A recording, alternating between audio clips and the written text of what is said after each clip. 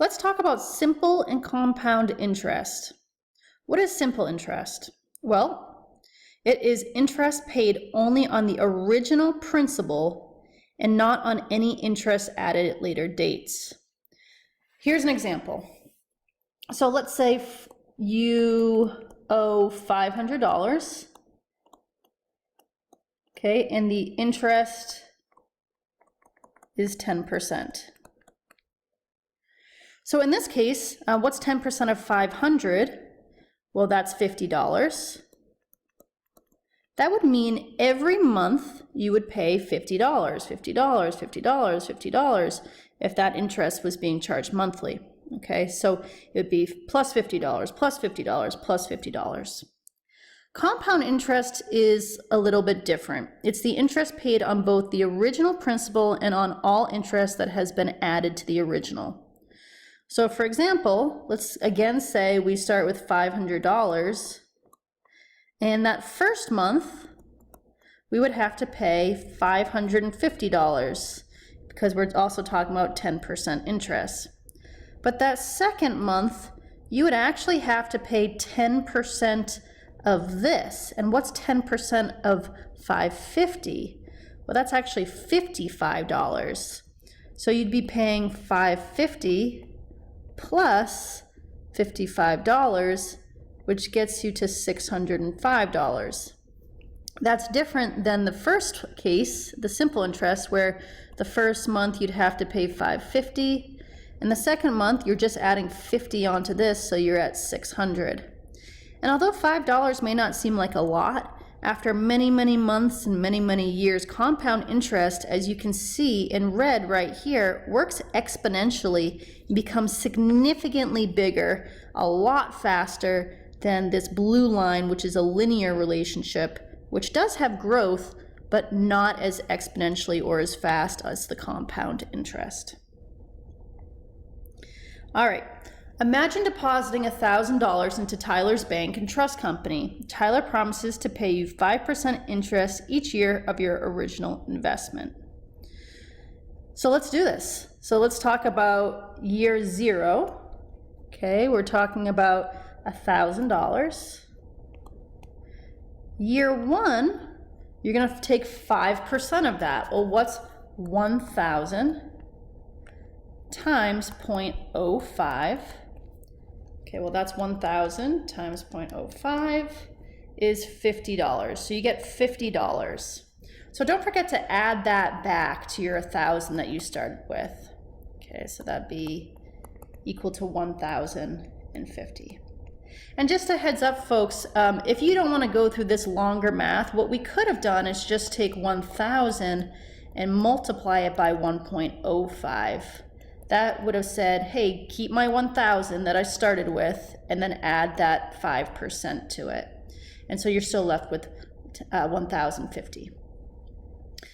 All right, so simple interest, well, is saying that we're adding $50 to it every time. So simple interest would say add 50 to that, we're at 1,100. Third month, or I guess each year, sorry. So third year, we add another 50. Fourth year, we add another 50. Fifth year, we add another 50. And you can see that what's happening is we are going up plus 50 every year. And that's simple interest, where you're adding the same amount every single year.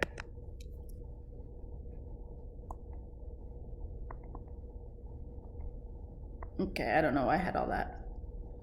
Why is that guy holding his nose? Because simple interest can stink, especially if you're investing in some sort of fund that's giving you interest or positive interest. It stinks. You don't like it because you don't really get that much. You got just $50 each year. That's not great. If it was a credit card, you'd be happy, but unfortunately credit cards don't do simple interest. It's not that happy. All right, let's talk about compound interest. Imagine depositing $1,000 into Nadia's Costs and Care Bank. Well, she's promising you 5% each year compounded. That means giving compound interest annually. All right, so what do we have here? So year one, we take our original 1,000, and we're going to take that 1,000 and we're going to multiply it by 1.05. Again, you could multiply it by 5% and then add the 1,000 back, but save yourself some time by multiplying by 1.05. So that means we're going to be left with 1,050. Okay. Now, how do I get to year two? Well, with compound interest, I'm going to take 5% of this. So I'm going to multiply this by 1.05. So times 1.05, and I get $1,102.50. That is $2 more than I had on the previous slide. Okay, again, we're now going to take 5% of this. So I'm going to multiply this by 1.05. So times 1.05, and I get $1,157.62, actually 63 cents. And notice how I'm using this previous value to calculate 5% of, unlike simple interest, which was just adding 5% of the original every year. All right, let's multiply by 1.05, and that gives me $1,215.51. So how much more did we end up with? Okay, pretty sure it's $15. Yes, it is. And to be clear, I did go year 5 here, but on year 4, I was at $1,200.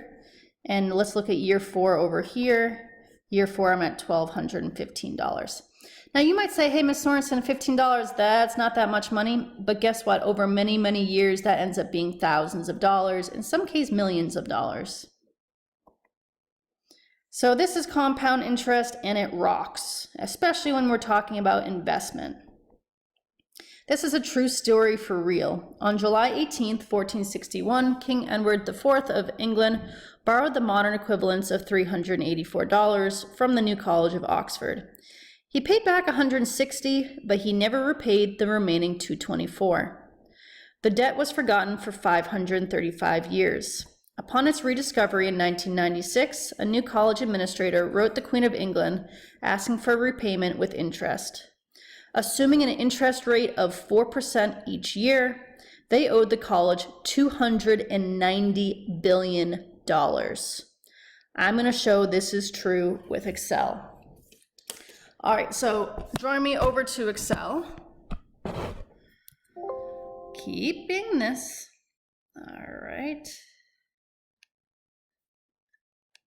All right, so I owe $224. If I'm going to do math on Excel, I want to press equals and then click on the previous value and multiply that by my percentage, which in this case is 4%, and I want 1.04. Press enter. Now I'm going to press equals, click on the value above, because we're going to now multiply this by, again, 1.04. Press equals, click on the one above. I want to multiply this value by 1.04. Now, Excel is really cool in that it can kind of find what the pattern is. So I can take this I can take this and select all 4 of those, grab the lower right-hand corner with a cross, and then I'm going to drag that down all the way to year 535. All right, that wasn't right. Let me redo that. Sorry about that, folks.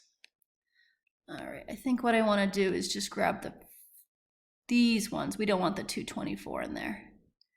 All right, let me make sure this is right. Equals the one above times 1.04 equals the one above times 1.04 equals the one. Yeah, so let me just grab these ones. Thanks for your patience. I won't hold you accountable for doing this, but I think it's really important to see that this is in fact true. Now those numbers are really confusing, that scientific notation. I'm going to right click and I'm going to format the cells, and I'm going to use currency, 2 decimal places, press OK, And you can see as I scroll down to the very bottom here, how much money does she owe? Well, here's the amount of money right there. That's $290 billion. Look at all the commas we've got here. Quite a bit of money, folks. All right, so compound interest can definitely be